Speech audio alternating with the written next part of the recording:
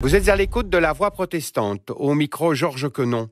Nous sommes très heureux de vous rejoindre pour cette nouvelle émission.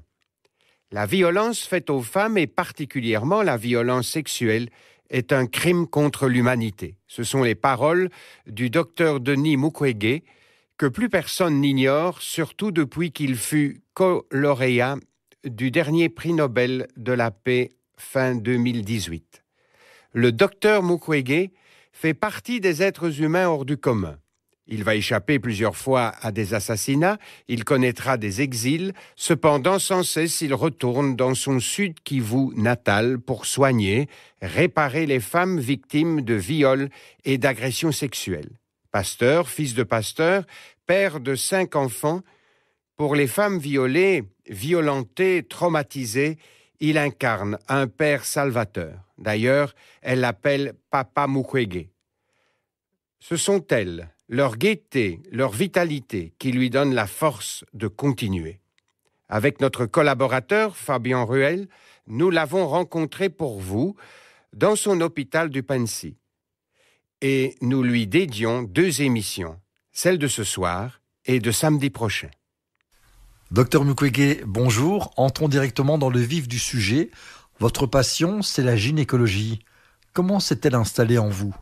Ma passion pour la gynécologie est née au cours de déjà ma profession, puisqu'en fait, je voulais devenir pédiatre.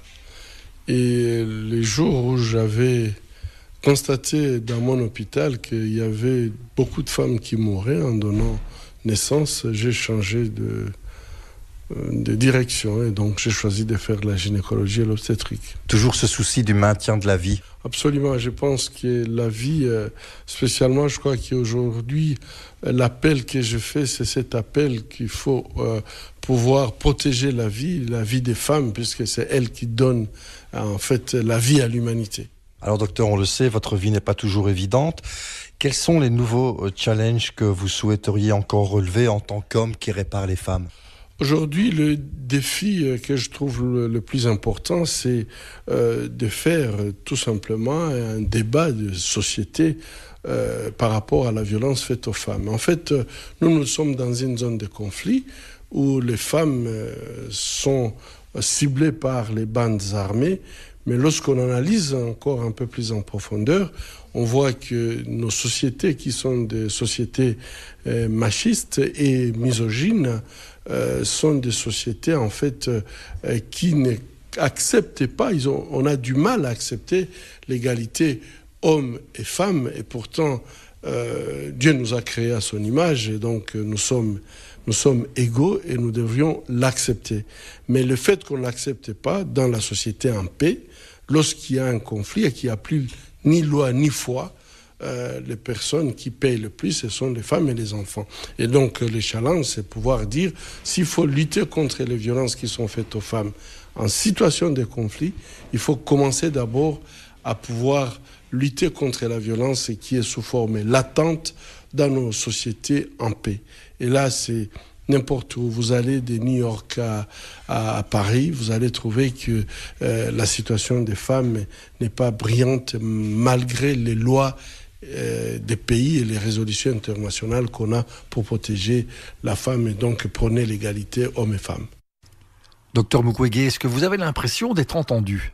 Je crois que c'est difficile de faire passer le message, mais le fait que ça soit difficile de passer le message n'enlève en rien l'essence du message. Je crois qu'aujourd'hui, nous devons absolument comprendre que nous sommes dans une société où les femmes se sont battues pendant 100 ans pour obtenir les droits qu'elles ont aujourd'hui, droit de vote, droit de planning familial, droit du travail, etc. Et je pense qu'il faut que nous, les hommes, au XXIe siècle, nous puissions rebondir. Si les femmes se sont battues pendant le XXe siècle, au XXIe siècle, le défi serait que les hommes puissent rebondir pour se dire qu'est-ce que moi, personnellement, j'ai fait pour faire progresser cette notion d'égalité du genre. Un mot à présent, docteur, à propos de votre hôpital ? L'hôpital de Panzi, c'est un hôpital qui a été fondé en 1999, en pleine période de guerre en République démocratique du Congo. Et son objectif premier, c'était effectivement lutter contre la mortalité maternelle. Mais malheureusement, en plus de tous les problèmes que les femmes connaissent déjà en donnant naissance, on a été confronté à un problème grave de violence, avec extrême violence, c'est-à-dire la destruction donc de l'appareil génital de la femme. Et l'hôpital de Panzi, qui est confronté à ces problèmes, aujourd'hui, ne traite pas que les victimes de violences sexuelles, mais prend en charge également toutes les autres pathologies. Et donc, à ce titre, nous sommes un hôpital général de référence pour une zone de santé de 300 000 habitants. Mais pour la violence sexuelle, nous prenons en charge plusieurs millions d'habitants. Alors, docteur, j'imagine qu'un jour, dans votre tête, il y a eu un déclic face au constat justement de certains organes sexuels abîmés. C'est là où vous vous êtes dit, c'est plus possible de garder le silence? En fait, un jour, alors que 8 ans auparavant, j'avais soigné une femme qui était violée, qui était enceinte, et elle avait accouché dans mon hôpital. Et 8 ans après, sa fille qui était née, issue du viol, et qui était née dans notre hôpital, était venue pour le même problème.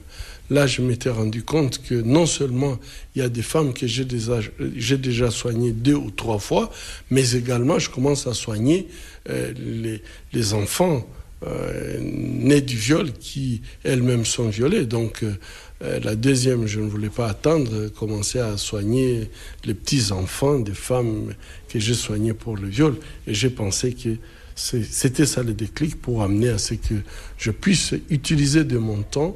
Aujourd'hui, j'utilise à peu près 75% de mon temps pour opérer, pour soigner les malades à l'hôpital. Et le 25%, je l'utilise pour faire le plaidoyer. Parce que je pense que les choses ne peuvent pas changer au bloc opératoire. Il faut absolument s'attaquer aux causes de violences sexuelles. Et là, à l'hôpital, nous soignons que les conséquences. Alors évidemment, votre action ne plaît pas toujours. Il y a eu un attentat contre vous. Votre vie a été mise en jeu. Elle vous semble vraiment plus importante sur le terrain qu'à l'extérieur. Vous avez fait demi-tour, vous êtes parti resservir là-bas. Une question qui brûle toutes les lèvres, c'est pourquoi est-ce que votre action dérange? Les faits sont là, c'est constaté. Malgré tout, ça dérange une bonne partie des autorités, des milices et des acteurs de terrain. Et malheureusement, je pense que c'est un constat malheureux. Et pour moi, c'est cette résistance à accepter en fait cette évolution qui doit nous amener à ce que les hommes acceptent que d'abord les femmes et les hommes, nous sommes tous égaux. Ça, c'est une évolution qui n'est pas intégrée à mon avis. La deuxième chose, c'est que ça dérange effectivement les gens qui commettent ces actes, puisque un pays peut ne pas appliquer la loi, mais il y a une loi internationale, donc par exemple par les statuts de Rome, qui consacre le viol dans le conflit comme un crime de guerre et il peut être considéré également comme un crime contre l'humanité. Et je pense qu'à partir du moment qu'on a un crime contre l'humanité, certainement qu'il faudrait, c'est un crime imprescriptible et donc un jour il faudrait pouvoir y répondre. Et peut-être le fait d'en parler, ça fait que les gens se posent des questions et qui peuvent se comporter comme ils se comportent à mon égard. Mais ça ne pourra jamais nous amener à arrêter. Je crois que nous avons la certitude que il faut plutôt que ce soit la population qui se rende compte que nous avons besoin des uns des autres, que nous avons besoin d'une société égalitaire, nous avons besoin d'une société qui s'organise avec les compétences des uns et des autres. Les femmes ont un rôle très important à jouer dans notre humanité et donc je crois qu'il faut absolument que nous puissions plutôt faire cet effort pour garder ces relations qui doivent être des relations de respect, des relations qui consacrent quand même cette égalité. Docteur, est-ce que vous avez encore des rêves aujourd'hui? Je crois que les rêves que j'ai, c'est d'abord voir dans mon pays les choses changer, et que finalement les filles et les garçons peuvent se mettre ensemble et pouvoir résoudre les problèmes qui se posent dans notre communauté, dans notre société, ensemble, dans le respect mutuel.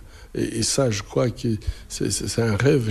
J'ai des enfants, j'ai des filles, j'ai un garçon. Et il est vrai que moi, quand j'imagine tout simplement les potentiels qu'on peut avoir lorsqu'on donne aux enfants cette chance de grandir dans le respect mutuel, de grandir dans cet esprit de comprendre qu'on est complémentaires et qu'on ne peut pas être compétent en tout, on ne connaît pas tout, mais l'autre peut faire mieux que moi et que je peux progresser seulement lorsque je sais utiliser les compétences qui sont autour de moi. Or, ces compétences sont parmi les garçons et parmi les filles. Et donc je crois que ça, c'est mon rêve, de voir une société qui se construit sur la base égalitaire. Pour le grand public, lorsqu'on regarde ce problème de viol, on se dit souvent, tiens, c'est pour assouvir les pulsions sexuelles des militaires.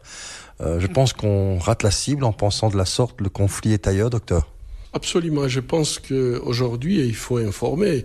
La raison pour laquelle je prends d'ailleurs du temps de discuter avec les médias, puisque je considère que c'est tout à fait à côté.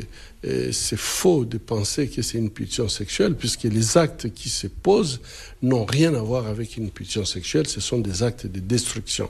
Et ce sont des actes qui visent à détruire la vie. Il faut que ça soit absolument compris comme ça. Et je pense que lorsqu'on comprend que ce n'est pas une pulsion sexuelle, que c'est en fait c'est un acte qui est utilisé pour détruire l'autre, et même pas seulement détruire l'autre, mais détruire toute la capacité en fait de se reproduire pour une population. Je crois qu'il faut comprendre que le viol est utilisé plus comme une arme de guerre, une arme de destruction massive. Et à ce titre, je crois que notre mobilisation doit être générale pour pouvoir lutter contre cette arme. Vous avez reçu aussi différents hommages. Qu'est-ce que cela représente pour vous? C'est une reconnaissance ou bien un outil pour aller plus loin? Je pense que je le prends beaucoup plus comme un outil. Et donc, pour moi, un prix qui n'aide pas à faire avancer la cause, c'est un prix qui n'a aucun sens, puisque je crois que, en fait, la vraie valeur pour moi d'un prix, c'est un prix qui permet à ce que la cause puisse avancer, qu'il y ait plus de gens qui comprennent le problème et qui mettent la main à la pâte pour résoudre le problème. Quel est le mot que vous aimeriez laisser aujourd'hui à celles et ceux qui vous écoutent, qui se disent « Tiens, moi j'aimerais être interpellé par l'œuvre du docteur, j'aimerais soutenir ». Que leur dites-vous ? Moi, je dis à tout le monde que nous pouvons, si nous voulons. Et je crois qu'aujourd'hui, il y a un manque de volonté qui m'inquiète par rapport à comment nous regardons la femme. Je pense que ce que nous faisons en public ne correspond pas forcément à notre vie de tous les jours en privé. Et je pense que si nous pouvons faire un effort pour fermer, donc boucher les gaps qui existent entre les lois, les résolutions donc, que nous craignons par rapport à la femme, et que ça puisse être une façon de vivre morale et éthique où vous n'avez pas besoin de la loi, vous avez tout simplement vous intégrez cette dimension égalitaire. Je crois que c'est le mot, c'est mon rêve, je viens de le dire, je l'ai répété, il faut absolument qu'on ne puisse pas vivre selon la loi ou craindre la répression. Il faut vivre puisqu'on croit dans ce qu'on fait. Et donc moi je pense que l'égalité ne doit pas être seulement légale, ça doit être une morale, éthique aussi. Docteur Mukwege, merci d'avoir pris le temps avec nous, d'avoir joué le jeu, de répondre sans tabou à toutes nos questions. À très bientôt, au revoir. Vous pouvez réentendre l'interview de ce soir avec le docteur Denis Mukwege sur Ovio et sur notre site www.aprt.be. Vous y découvrirez également nos programmes radio et TV. C'était La Voix protestante. Je vous souhaite une très belle soirée sur la première et à samedi prochain.